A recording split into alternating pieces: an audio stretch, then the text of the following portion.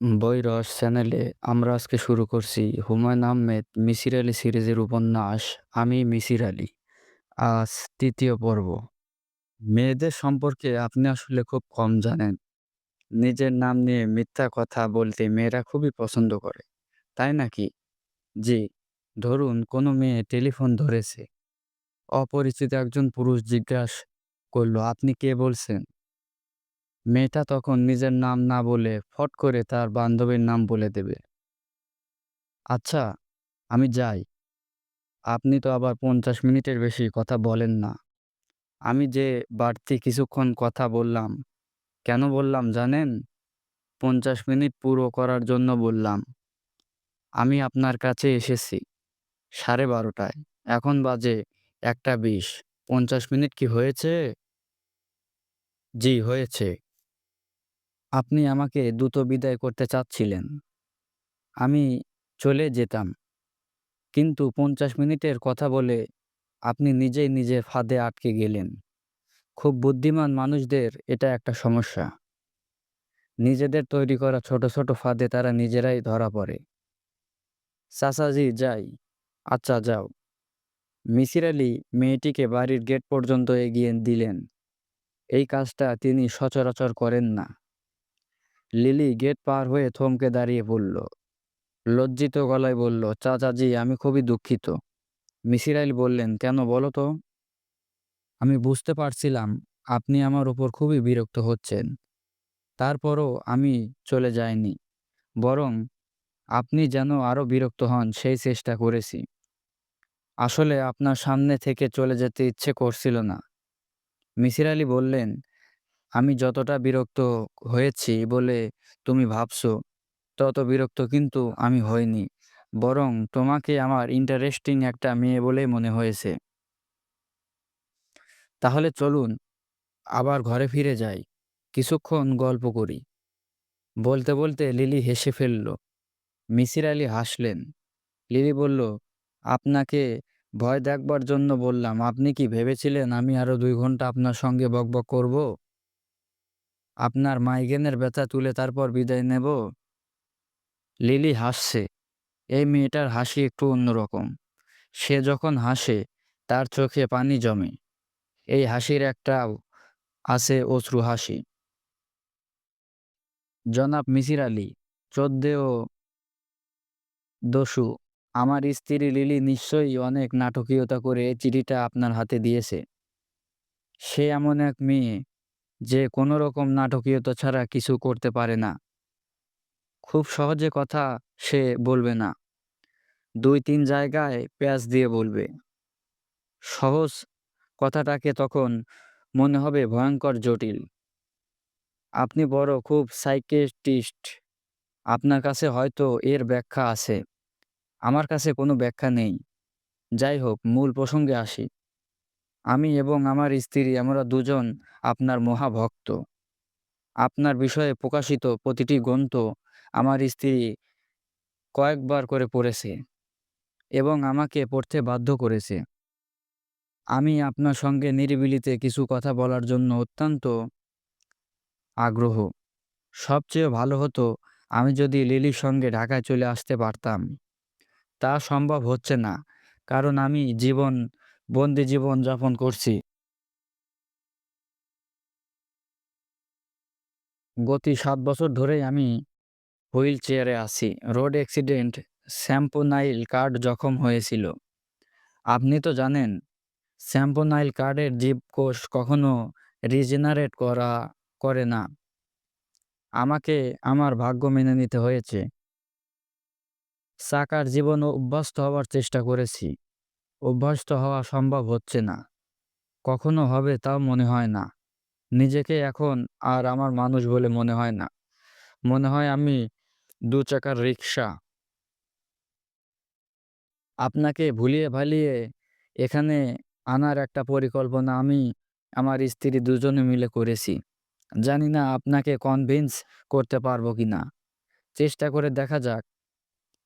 আমার এখানে আসার জন্য ৩টা টোপ আমি ফেলেছি।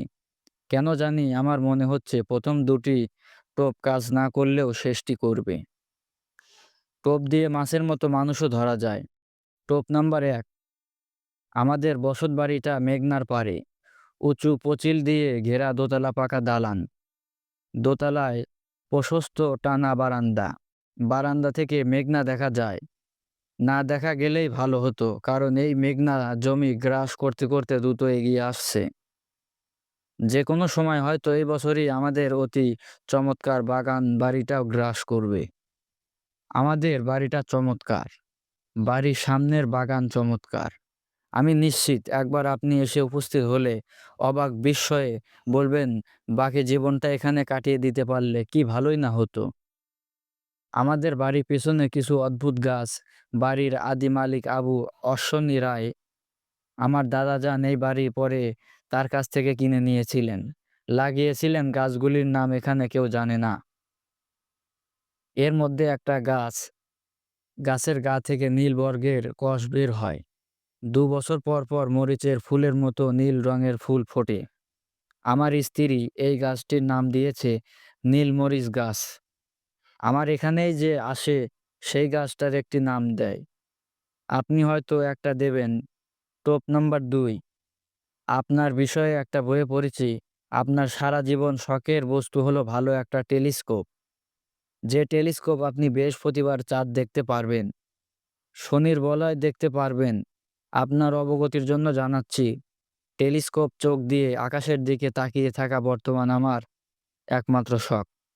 বৃহস্পতি গ্রহের চাঁদ দেখা বা শনির বলয় দেখার চেয়েও বিস্ময়কর দৃশ্য অ্যাডোমিডা নক্ষত্রপুঞ্জ দেখা। নক্ষত্রপুঞ্জের স্পাইরালে শত শত ঝলমল করছে। এই দৃশ্য একবার দেখলে সারা জীবনের জন্য আকাশের গায়ে আটতে থাকতে হবে। আমি সর্বশেষ যে টেলিস্কোপটি এনেছি তার সঙ্গে ট্র্যাকার যুক্ত। পৃথিবীর ঘূর্ণনের সঙ্গে টেলিস্কোপও ঘুরবে। কাজেই আকাশে যে কাণ্ডটিকে ফোকাস করা হয়েছে সেই বস্তু কখনোই দৃষ্টির আড়াল হবে না। আপনি যদি আসেন, দুজন মিলে আকাশের তারা দেখব।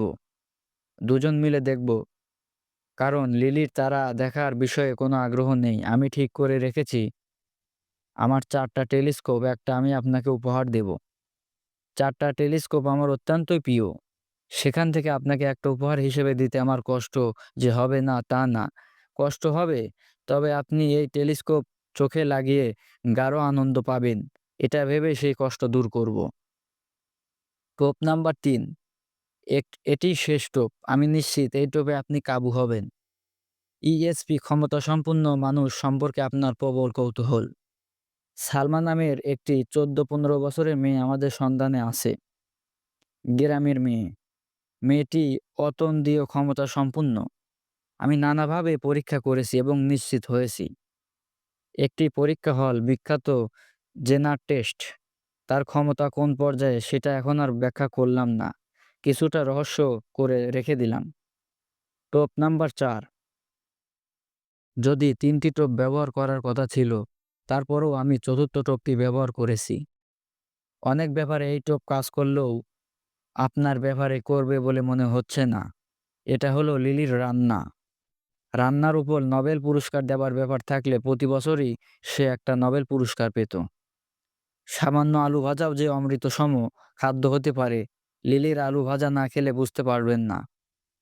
টোপ নাম্বার ৫, ক্ষমা প্রার্থনাপূর্বক আরও একটি টোপ। এটি আপনাকে কাবু করে ফেলবে বলে আমার ধারণা। আমার ব্যক্তিগত লাইব্রেরির কথা বলছি। বইয়ের মোট সংখ্যা ১৮,০০০-এর বেশি। আপনার পছন্দের বিষয় সাইকোলজি, বিহেভিয়ারাল সায়েন্স, প্রচুর বই আছে। শুধু একটির নাম উল্লেখ করছি, আসমন্ড দি আদার মাইন্ড। মিসির আলি সাহেব, কয়েকটা দিনের জন্য আপনি কি আসতে পারেন না? আমার শরীর পঙ্গু, কিন্তু মনটা পঙ্গু না। আপনি নিজে একজন সতেজ মনের মানুষ। আপনার সঙ্গে মানসিক যোগাযোগের জন্য গভীর আগ্রহ নিয়ে অপেক্ষা করছি। বিনীত এস সুলতান হক। আকাশ দেখার জন্য এই সময়টা খুবই ভালো। কুয়াশা থাকে না এবং ৪ দিন পরই অমাবস্যা। আকাশ ভর্তি হয়ে যাবে তারায়। শুক্রপক্ষ দেখার জন্য ভালো না। চাঁদের আলোয় তারাদের উজ্জ্বলতা কমে যায়। কাজেই এখনই সময়। মিসির আলি যে কোনো চিঠি ৩ বার পড়েন। চিঠির ভেতরে কিছু কথা থাকে যা একবার পড়ে ধরা যায় না, দ্বিতীয় কিংবা তৃতীয়বারে ধরা যায়। এটিতেও ৩ বার পড়লেন। সুন্দর চিঠি, সুন্দর হাতের লেখা, প্রতিটা অক্ষর স্পষ্ট। কাটাকুটি যে নেই তা না, তবে কাটা অংশগুলি হোয়াইট ইক্স দিয়ে মুছে দেওয়া। ভদ্রলোকের বাগানবাড়িতে যেতে ইচ্ছা করছে, কিন্তু সম্ভব না। মিসির আলি তার ছাত্রকে কুরিয়ারে চিঠি দিয়েছেন। সে সব কাজ ফেলে টেকনাফে এসে বসে থাকবে। তিনি না পৌঁছালে খুব অস্থির বোধ করবে, দুশ্চিন্তা করবে। তিনি কাউকে অকারণে দুশ্চিন্তায় ফেলতে চান না।